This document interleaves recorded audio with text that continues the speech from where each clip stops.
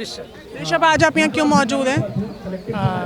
एक major reason ये है कि हम जब कास्ट सिस्टम को हम जब देखते हैं तो उस कास्ट सिस्टम का एनालिसिस हम सोशल और इकोनॉमिक एक बैकवर्डनेस के थ्रू करते हैं। तो एक जब रोहित एक्ट की जो मांग आती है, रोहित वेमुला के सुसाइड के बाद, उसके बाद फिर यूजीसी एक्ट का एक ट्रांसफॉर्मेशन आता है। रोहित एक्ट जो एक रेडिकल फॉर्म का एक्ट था, उसका एक मॉडरेट फॉर्म में यूजीसी एक्ट लाता है। फिर उसके बाद जो हम आउटरेज देखते हैं वो मुझे एक आयरॉनिकल लगता है कि अगर इतनी आउटरीच कास्टिज्म पे हो जाती तो आज तक कास्टिज्म एग्जिस्ट नहीं करता, लेकिन एक यूजीसी एक्ट की वजह से आउटरीच होता है और ये कहा जाता है कि ये डिस्क्रिमिनेटरी एक्ट है। इसकी वजह से ये होगा कि जनरल के लिए फॉल्स केसेस होंगे, सारी चीज़ें होंगी। ऑफ कोर्स हर एक एक्ट में मैं मानता हूँ there is a limitation on that कि रेप का भी जो एक्ट होता है वुमेन के लिए, तो वहाँ भी ये बोला जाता है मेंस राइट एक्टिविस्ट के द्वारा कि इसकी वजह से मेंस में फॉल्स केसेस आएंगे और हर एक एक्ट का मिसयूज होता है इन दैट सेंस। इसका मतलब कि आप जो बेसिक डिग्निटी है, बेसिक एक जो डिग्निटी से जीने का जो हक है वो छीन लीजिएगा जस्ट बिकॉज कोई इसका मिसयूज कर देगा। मिसयूज का प्रोविज़न ये होना चाहिए कि आप स्ट्रॉन्गर प्रोविज़न लाओ।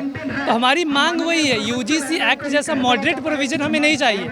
आप ये छोटा सा लॉलीपॉप हमें जो हमारे वो नहीं चाहिए। हमें कॉन्स्टिट्यूशनल रिफॉर्म के द्वारा रोहित एक्ट चाहिए जिसमें लार्जर और स्ट्रिक्ट रिफॉर्म होना चाहिए।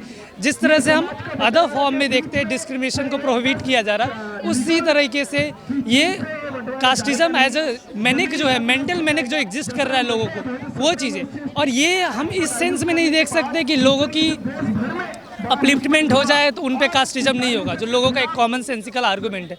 Just imagine the situation of prime minister Modi right now कि वो एक समय हिंदू हृदय सम्राट थे, लेकिन आज उन्हीं की जाति से बुलाया जा रहा है। और जाति इसलिए नहीं बुलाया जा रहा है कि प्राइड सूचक, उन्हें कास्टिज्म एक फनी वे में बुलाया जा रहा है, तेली बोल के, तेलिया बोल के। तो ये एक किसी पोजीशन के लिए नहीं है, एक मेंटल मैनिक जो एग्जिस्ट करता है। आप किसी भी पोजीशन में चले जाए, आपका जाति हमेशा आपके पास रहेगा और उसी तरीके से आपको ट्रीट किया जाएगा समाज में। तो इसको हम अगर इंस्टीट्यूशनल देखते हैं तो हमें इंस्टीट्यूशनल सॉल्यूशन की ज़रूरत है। और यूनिवर्सिटी यूजीसी एक्ट बहुत मुझे लगता है कमज़ोर एक्ट है, क्योंकि वो सिर्फ यूजीसी रिकमेंडेड जो यूनिवर्सिटी है उसमें लागू होगी। आईआईटीज़, एम्स जो यूजीसी के बाहर जाती है इसमें लागू नहीं होगी। तो क्या है, जब आप सिर्फ यूनिवर्सिटी के बेसिस पे एक्ट ला रहे और इतना मॉडरेट एक्ट ला रहे और उसे भी आप लागू करने में असफल हो रहे हैं। रोहित वेमुला एक्ट, आप मुझे बताइए कि उसको लाने से क्या फ़ायदा होगा और रोहित वेमुला एक्ट से क्या फॉल्स एलिगेशन नहीं बढ़ेंगे या फिर उससे भेदभाव जो है वो ख़त्म हो जाएगा? मतलब ऑफकोर्स मैं इस चीज़ से मैं कभी ये नहीं कहूँगा कि किसी भी एक्ट का मेरिट और डिमेरिट नहीं होता। ऑफकोर्स मेरिट और डिमेरिट होता है, लेकिन लार्जर सेंस में हमें ये देखना पड़ेगा।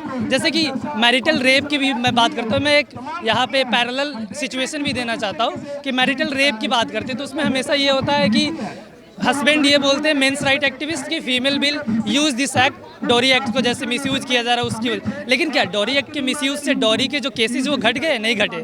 रेप के केसेस घट गए? नहीं घटे। तो इन दैट सेंस जो कास्टिज्म का जस्ट बिकॉज किसी भी एक्ट को मिसयूज करने की वजह से उस एक्ट में घटावट नहीं होती है। तो अगर उसका मिसयूज होता है तो लार्जर पेनल्टी आप रख सकते हैं। लार्जर मिसयूज को आप ख़त्म करने के लिए आप जो भी फॉल्स एलिगेशन लगाते हैं उसके लिए एक अलग प्रोविज़न बना सकते हैं। लेकिन ऑल टुगेदर आप ये कहना कि ये चीज़ एग्जिस्ट ही नहीं करता और इसको वापस लेना चाहिए। और रोहित एक्ट इस चीज़ में रेडिकल इस सेंस में मैं कहना चाहूँगा कि रोहित एक्ट एक एक्ट ऐसा नहीं है कि सिर्फ इंस्टीट्यूशन पे डिपेंड करता है। वो सबसे पहले यूनिवर्सिटी के अराउंड में, यूनिवर्सिटी में एक रेजुलेशन के तौर पे बहुत सारे एक अलग से सेल इस्टेब्लिश करना, फिर लार्जर प्रोविजंस है उसके, जो प्रोविजंस जो यूजीसी एक्ट में प्रोविजंस नहीं है। यूजीसी एक्ट एक डाइल्यूटेड प्रोविजंस है जो एक सिंबॉलिक लगता है कि एक सिंबॉलिक वे में हम आपको जस्टिस देना चाहते हैं। जैसे एक आईसीसी अभी हमारे कॉलेजेस में है जहाँ पे इंटरनल कंप्लेंट आप कर सकते हैं अगेंस्ट सेक्सुअल हरासमेंट। लेकिन क्या सेक्सुअल हरासमेंट केस कम हो गए उसकी वजह से? नहीं, कम नहीं हुए और ज़्यादा हुए, क्योंकि इंस्टीट्यूशन की वजह से केस करने में कॉन्फिडेंस आता है कि एक इंस्टीट्यूशन मैकेनिज्म दे रहा है, इसके वजह से हमारे पास एक सॉल्यूशन है। लेकिन वो एंड नहीं हो सकता, हम ये नहीं कह सकते उसके आने से ये चीज़ खत्म हो जाएगा। वो एक प्रयास है और मुझे लगता है उसी में एक रोहित एक्ट एक छोटा सा प्रयास होगा। जैसे रोहित वेमुला एक्ट जो है उसमें SC, ST, OBC और अल्पसंख्यक हैं।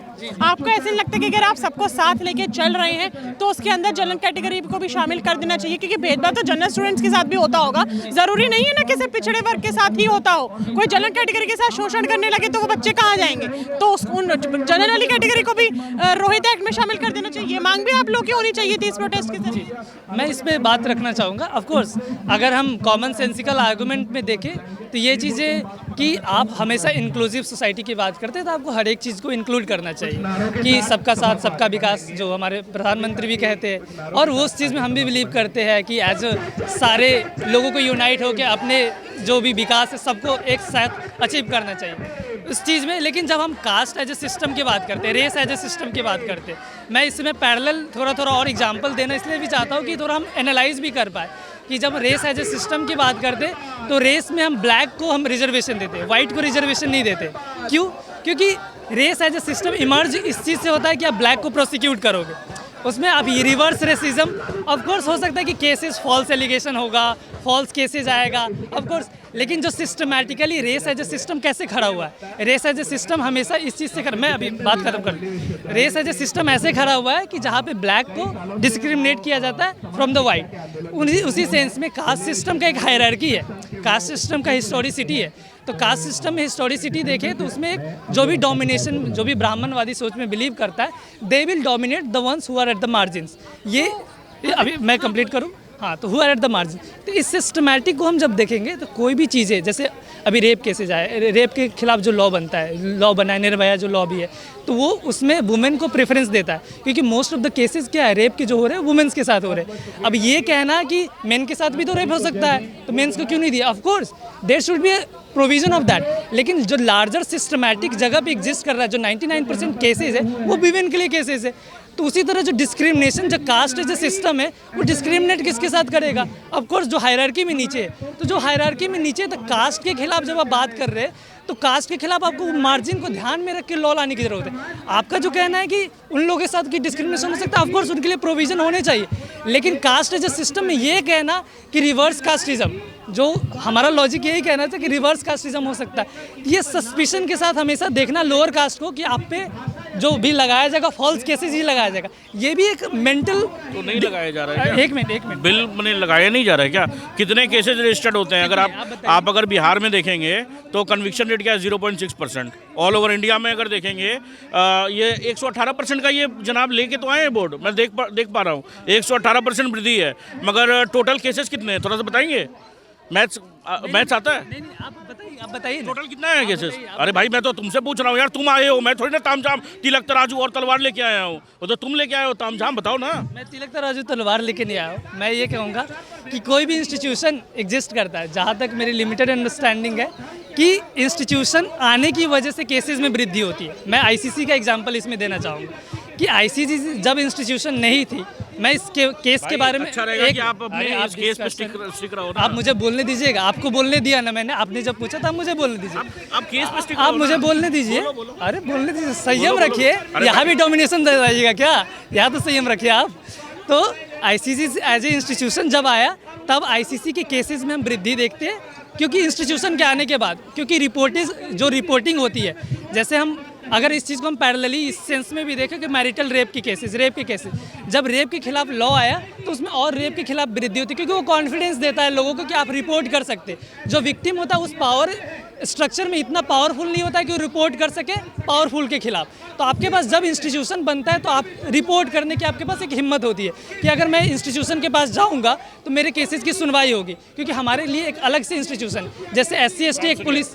ये 1990s में जब अटल बिहारी वाजपेयी जब हमारे PM थे, एक बात बताइए, हमारे को मैंने कैसा तुच्छ देश माना जाता था, ठीक है, फिर भी हमने मैंने मिसाइल टेस्ट करा, जो भी है न्यूक्लियर पावर हम लोग ने किया, उसके बाद में सैंक्शन लगे हमारे पे, चले जाएंगे, मुझे पता है वो आएंगे नहीं, इनके पास में जवाब नहीं है। मैंने इनसे एक सवाल पूछा कि कितने केसेस है भैया? 118 तो आपने बता दिया % वृद्धि हुई है, 300 कुछ केसेस हैं। अगर पूरा यूनिवर्सिटीज़ का है सिर्फ हिसाब से आप कास्टिज्म डिसाइड कीजिए। बिल्कुल भी नहीं। तो आप क्या दिखाना चाह रहे हैं? 118 300 केसेस आप क्या डिसाइड करना चाह रहे हैं? आप ये बिल सबके लिए होना चाहिए ना। ऐसा क्या है कि जनरल वाले को प्रॉब्लम नहीं है, और जब मैं क्लियर कर दूं, मैं जनरल से नहीं आता हूँ।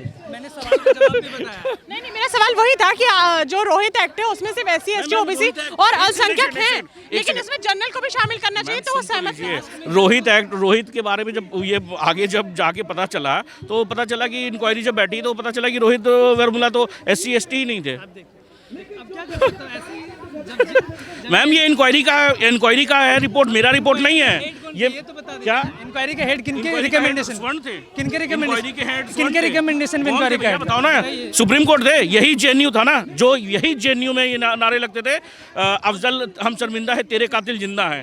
तेरे कातिल कौन? Supreme court. यही दोबारा मेरे ख्याल से आज ये इसका जरूरत नहीं था, मगर आज ये हाँ। आपको पता है वो डॉक्टर्ड वीडियो था और वो हाई कोर्ट में प्रूफ हुआ है। कौन सा डॉक्टर? अफजल हमारे सिंधा बिल्कुल भी नहीं डॉक्टर था। उसके लिए कौन कौन प्रोसिक्यूट हुआ आपको ये पता है? कौन कौन प्रोसिक्यूट हुआ बताइए। डॉक्टर बता दिया। आगे बताइए तो कौन कौन प्रोसिक्यूट हुआ? अगर आपका वीडियो सही है तो प्रोसिक्यूट हुआ होगा ना। कौन कौन प्रोसिक्यूट हुआ है बताइए। कोई देखिए सुनिए, कोई डॉक्टर वीडियो नहीं था, समझे? प्रोसिक्यूट कौन कौन हुआ ये बताइए ना।